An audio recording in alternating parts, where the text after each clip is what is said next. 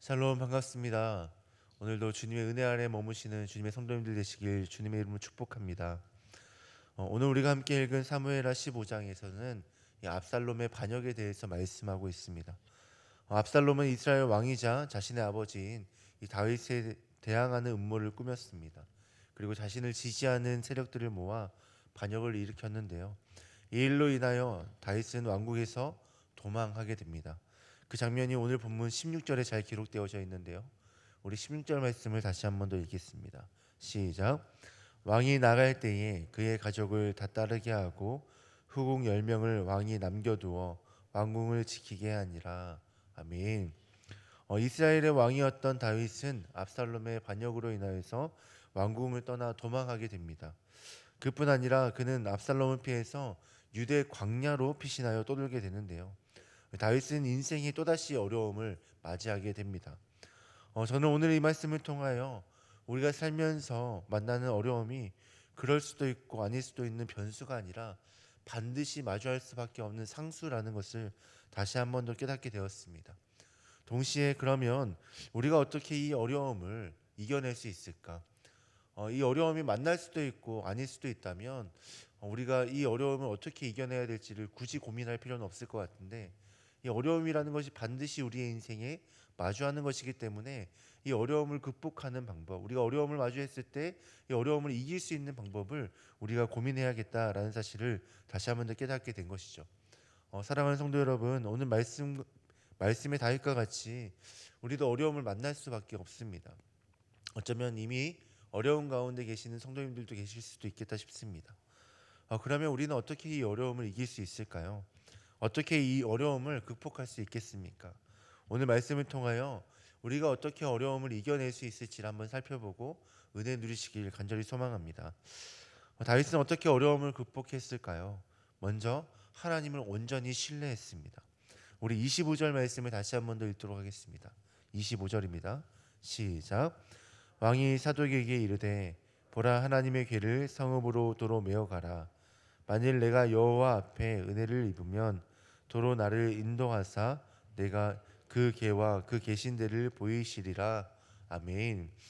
25절을 보면 다윗이 언약궤를 예루살렘 성전으로 다시 옮겨가라라는 명령을 하는 것을 볼 수 있습니다. 다윗에게 있어서 언약궤는 너무나도 소중한 것이었습니다. 하나님과 특별한 관계를 상징하는 것이 바로 이 언약궤였기 때문인데요. 그런데 다윗은 그렇게 소중한 언약궤를 예루살렘 성전으로 다시 옮겨가라라고 명령을 합니다. 다윗은 왜 이런 명령을 했을까요? 언약궤를 옮기는 게 쉽지 않은 일이기 때문일까요? 이 사무엘하 6장을 보면 이 언약궤를 옮기다가 언약궤가 쓰러지려 할 때 언약궤를 붙들었다가 죽는 사람이 있지 않습니까? 우사라는 사람인데 이 죽은 사건이 사무엘하 6장에 기록되어져 있습니다. 이렇게 언약궤를 옮기는 것은 쉽지 않습니다. 그래서 이 다윗은 언약궤를 옮기려 하지 않았을까요? 아닙니다. 그러면 다윗이 언약궤를 예루살렘의 성전에 두기로 한 이유는 무엇이었을까요? 25절 중반절에 그 이유가 잘 나타나는데 그가 하나님을 신뢰했기 때문입니다. 지금은 비록 예루살렘을 떠나 도망할 수밖에 없지만 하나님께서 은혜를 주시면 자신이 언제든지 복권할 수 있다라는 믿음, 또 하나님께서 선하게 여기시면 얼마든지 그렇게 할 수 있다는 그런 신뢰함이 있었다라는 것입니다. 그리고 그곳에서 하나님을 예배할 수 있을 거라는 확신이 그에게 있었던 것입니다. 자신이 처한 상황만을 바라봤다면 하나님을 신뢰하지 못했을 것이고 하나님이 하신 일에 대해서 기대하지 못했을 것입니다.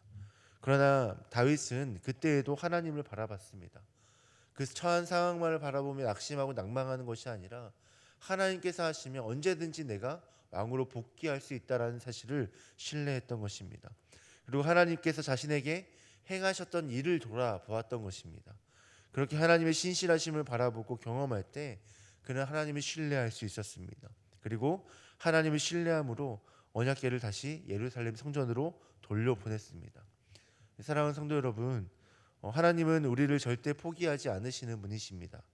그래서 우리가 어떤 어려운 상황을 만나더라도 하나님을 신뢰하는 것이 우리가 이 어려움을 극복할 수 있는 힘임은, 하나님께서 이 어려운 상황 가운데서도 우리를 포기하지 않으시면 우리의 인생이 끝이 아니라, 이 어려움이 우리의 인생의 마지막이 아니라 새로운 시작이 있을 것을 우리가 믿고 다시 일어날 수 있기 때문입니다. 우리를 반드시 구원하실 하나님을 신뢰함으로 나를 힘겹게 하는 이 어려움을 이겨내게 하시는 이 어려움을 이겨내시는 주님의 성도님들 되시길 주님의 이름으로 축복합니다. 그리고 두 번째로 다윗은 어떻게 이 어려움을 극복했을까요? 하나님 앞에서 자신을 낮추었습니다. 우리 30절 말씀을 다 같이 읽겠습니다. 30절입니다. 시작. 다윗이 감람산 길로 올라갈 때에 그와 함께 가는 모든 백성들도 각기 자기의 머리를 가리고 울며 올라가니라. 아멘. 30절은 다윗이 피난을 가는 모습을 기록한 것인데요. 그런데 그 모습이 어떠합니까? 머리를 가리고 맨발로 걸어갔다라고 말씀합니다. 다윗은 왜 이런 행동을 취하였을까요? 이 행동은 어떤 의미를 가지고 있을까요? 이후에 보면 울면서 갔다라는 말씀을 통해 그가 슬픔과 절망 가운데 이렇게 행했다라고 생각해 볼 수 있을 것 같습니다. 그런데 다윗의 이 행동은 단순히 그런 의미만을 가지고 있지는 않습니다. 다윗의 이 행동은 하나님께 대한 회개와 겸손의 모습을 드러내고 있기도 합니다. 다윗은 자신의 잘못을 인정하고 하나님께 용서를 구하는 마음으로 자신의 머리를 가리고 맨발로 나아간 것입니다. 이것이 맨발로 걸어갔다라는 의미를 통해서 더욱더 분명하게 드러나는데요. 이 맨발로 나아갔다라는 것은 자신의 겸손함을 고백하는 것입니다. 자신의 생각과 자신의 마음과 자신이 이제껏 의지했던 그 모든 것들을 내려놓고 나아가는 것을 의미하는 것이죠. 하나님께서 모세에게 나타나셨을 때도 내 발에 신을 벗으라 말씀하셨지 않습니까?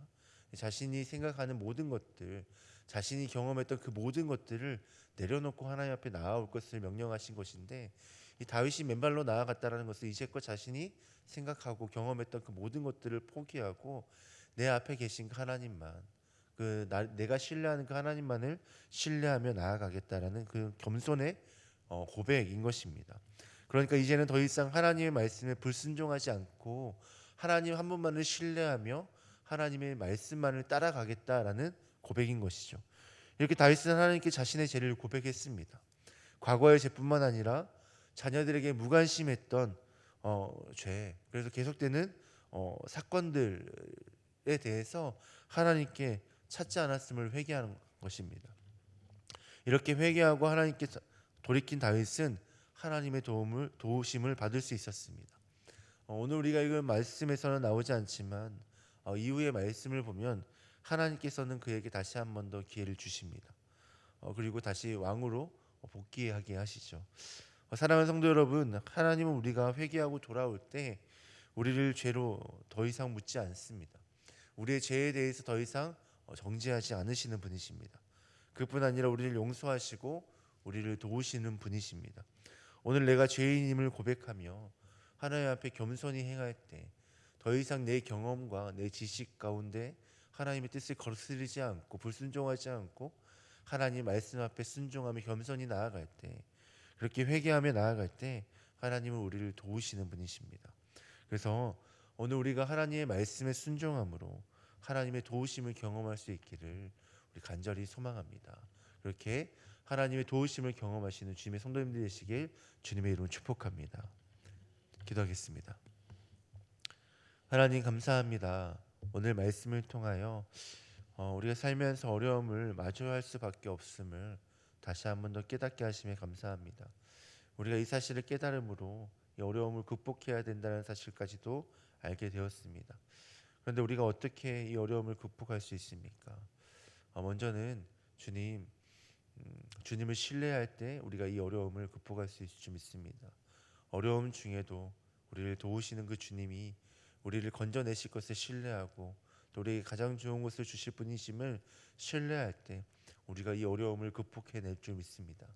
주님 또한 우리가 하나님 앞에 겸손하게 행할 때 우리가 이 어려움을 극복해낼 줄 믿습니다. 더 이상 내 경험과 내 지식과 내가 가진 그 모든 것들을 의지하는 것이 아니라 하나님만을 의지할 때 우리가 정말 하나님께서 허락하시는 그 도움을 경험하게 될 줄 믿습니다.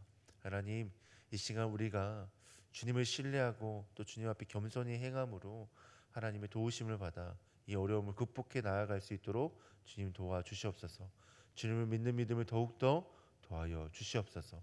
그렇게 오늘 우리 가운데 귀한 믿음 주실 주님 기대하고 소망하며 이 모든 말씀 예수님의 이름으로 기도합니다. 아멘.